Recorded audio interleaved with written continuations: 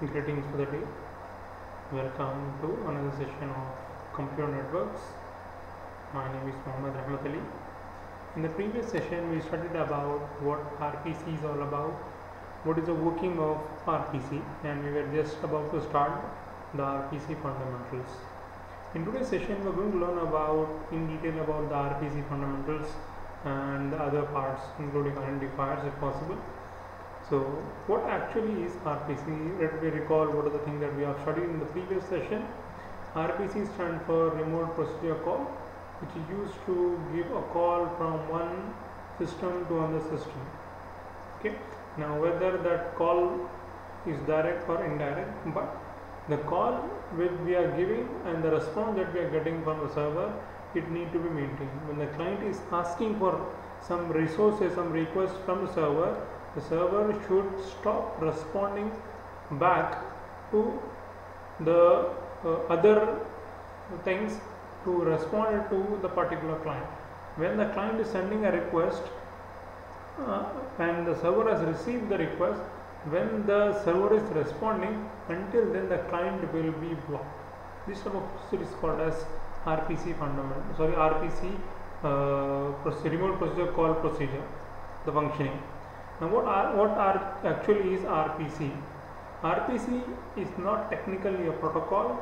It is better thought as a general mechanism for structuring distributed systems.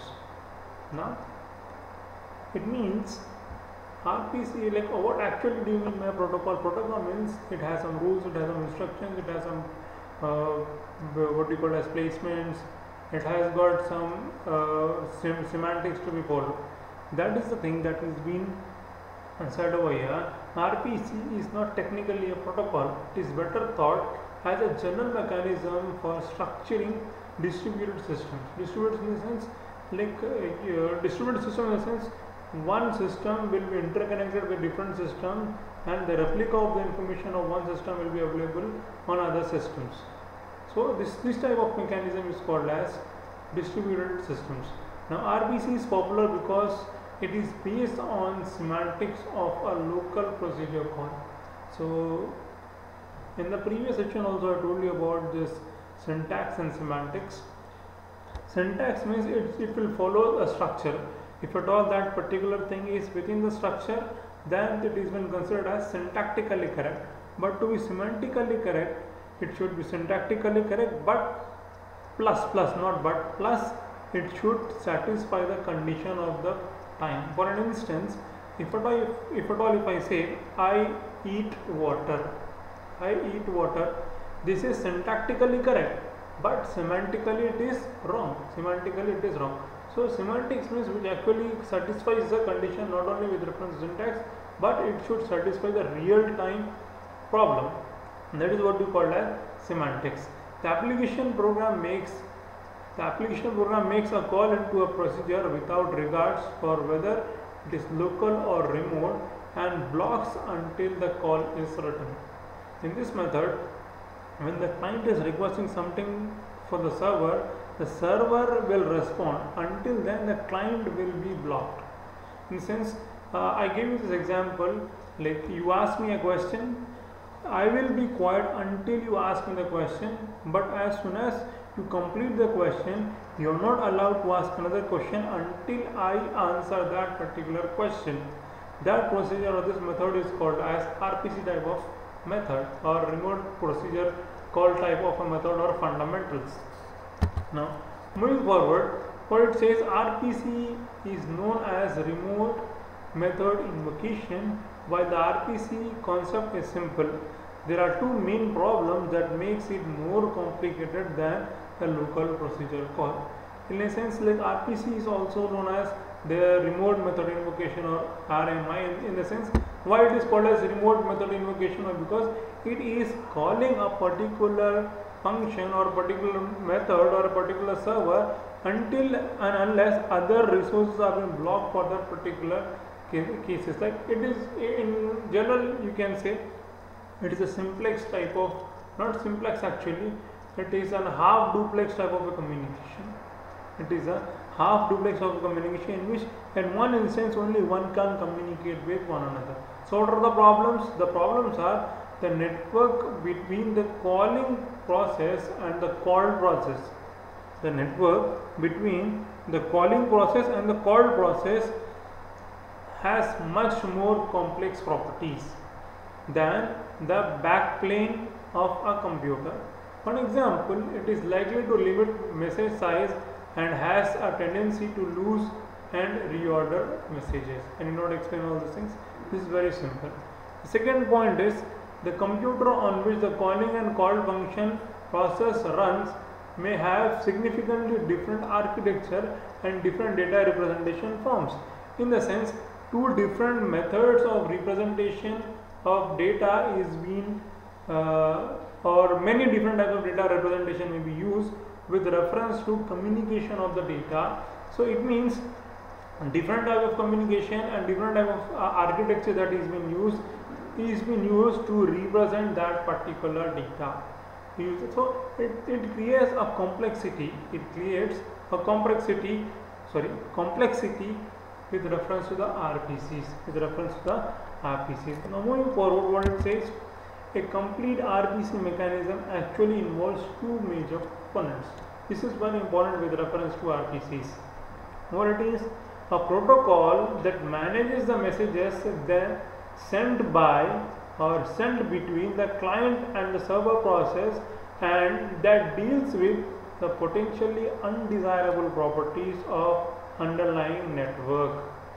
Or for the second point, programming language and compiler support to package the arguments into a request message on the client machine and then to translate this message back into the arguments on the server machine, and likewise with the return value. In a sense, this piece of RPC mechanism usually called as stuck compiler. What actually this means is, I can speak English, you cannot speak English. You can speak Hindi, but I cannot speak Hindi. So there should be some common mechanism by which we both can communicate. So because we both want to communicate with some particular instance, there should be some mechanism involved which will help us in communicating with us. Like I might know English and you might also know English, but my accent might be British, your accent might be American. So this creates a problem between us. Like if at all, there is not a major problem, but the accent versions are somewhat different with reference things. Whereas compare with reference to our local system, mine is using Windows, the server is using Linux or Windows or Fedora, or it can be anything. So my request should be able to communicate with that particular Windows operating system or with that particular system, so that the call that is being made from the client side should be requested at the server side, and server should be able to respond to that particular client. Now what do you mean by the stuck compiler in the sense? Stuck compiler in the sense, it will be a dummy type of a compiler which will help us to execute that particular task for that instance. This is the thing that you will be learning with reference to your software engineering as well as with reference to your software testing. Like whenever you have a subject called as software testing methodologies or software testing, in that you are learning about the stub. What actually is a stub? Stub is nothing but, to have an overview, stub is nothing but a dummy module which is being used to execute that particular task for that particular instance. Okay, it can be anything. It can be a set of programs, it can be a set of instructions, it can be an algorithm, it can be a compiler, it can be anything. It means it will be a dummy type of a material which is being used or which is being attached to a particular instance, to a particular thing, so that that particular program can be executed for that particular time or for that particular instance. Now moving forward, what are the identifiers in RPCs? What are the different identifiers with reference to RPCs? Two functions that must be performed by any RPC protocols are: provide a namespace for uniquely identifying the procedure to be called, and next one is match each reply message to corresponding request messages.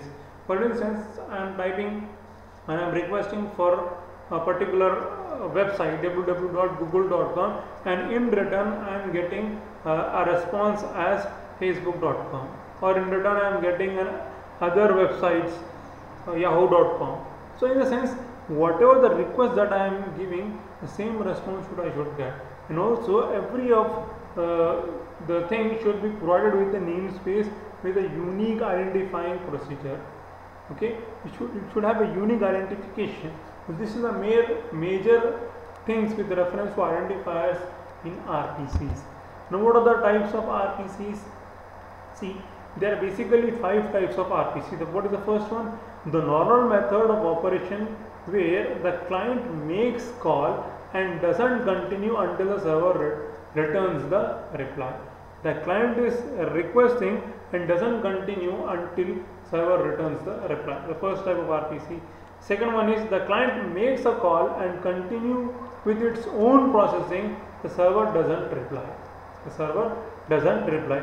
And the third one is the facility for sending several clients non-blocking calls is one batch.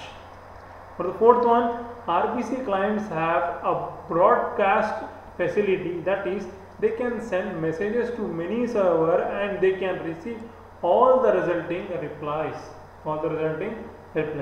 And what is the last type of RPC? The client makes a non-blocking client server call. The server signals the call is completed by calling a procedure associated with the client. So these are the 5 different types of RPCs related, or type of RPCs with in remote procedure call, the types of RPCs.